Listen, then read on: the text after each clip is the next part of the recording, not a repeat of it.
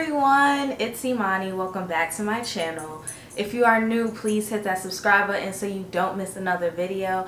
And if you're already subscribed, I really appreciate it. Y'all really sticking with me, even though I could be inconsistent sometimes. I really appreciate it.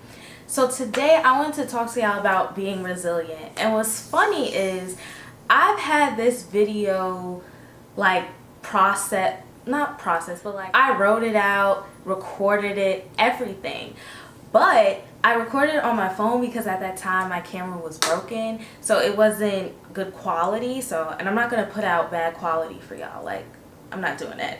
So after when I filmed that in like April. So what? It's July. So 3 months later, I am officially recording it, and it's gonna, come out because you guys are watching it. But I really wanted to talk about being resilient because I feel like in the world that we live in, it's a lot of ups and downs, and it's never just a straight line, smooth ride. And I really just wanted to encourage people that are my age or younger or even older than me to be resilient, because me personally, I've been through stuff that could have broke me, but it didn't, because I have faith in God and I was resilient, and I really was determined to bounce back from this nonsense that was going on in my life. So I feel like the tips I have will be very beneficial to you because they're basically what I did. And if you enjoy this topic, keep on watching, and I hope you enjoy the tips I give you. So tip number one I have is to turn a negative into a positive. Now, usually when bad things happen to us, we mope around and we're just sad and we just don't want to be bothered. Like, we're just really in our feelings and we don't want to do anything to make us feel better. I'm big on turning a negative into a positive because it really changes your mindset and it changes the way you feel about things. For example, say you lost your job. Now, that is a devastating situation, and if you harbor it, it can make things worse. And by turning that negative into a positive, you may find a new career path that you always wanted to do, but you were just scared to jump and leap out on faith and try it. But now, believe it or not, God or, whoever else you believe in, place that opportunity for you to branch out and try new things. So you can't be like, oh my goodness, I lost my job, what am I gonna do? You need to turn that negative into a positive and see the brighter side of things. You may have wanted to start a business, but because you never had the time, because you were always working, you never did it. Well, guess what? Now you're not. You can turn your negative energy into a positive and work on the business that you always wanted to do.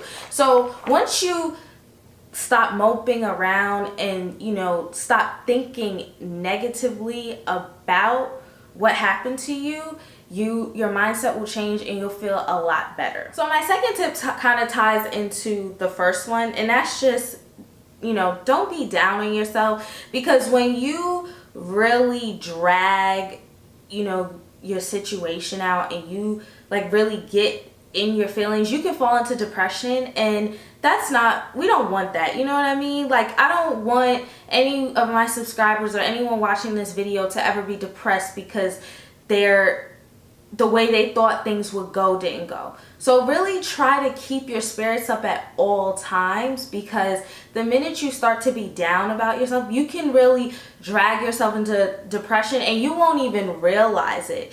You'll start to realize it when you see you don't have the desire to do anything, you don't want to eat. Like, you'll see that because those are symptoms of depression, but you won't realize you're dragging yourself into depression by constantly being down on yourself and beating yourself up about a situation. So just really constantly try to keep a positive mindset. My tip number 3 is realizing it could be worse. I personally feel like, and I do this myself sometimes, honestly, like I will admit to it, that we make our situations bigger than what they are.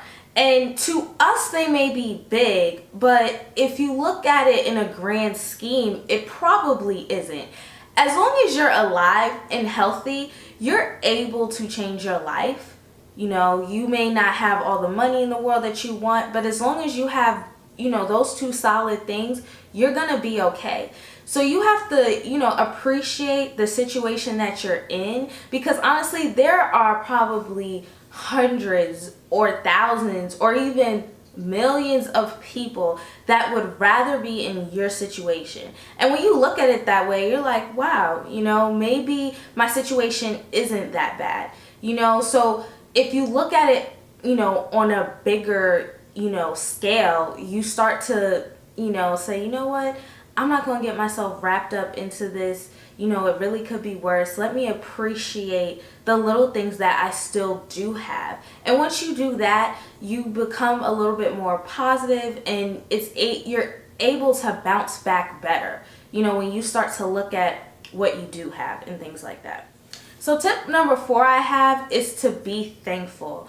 When you're thankful for the little things that you have, it just helps you feel a lot better, and you're just way more appreciative. When you're consumed in your situation, sometimes you can forget the things that you do already have. Like I said in number 3, you're healthy. Yeah. You have a roof over your head. Like little things that some people would die to have if they were you.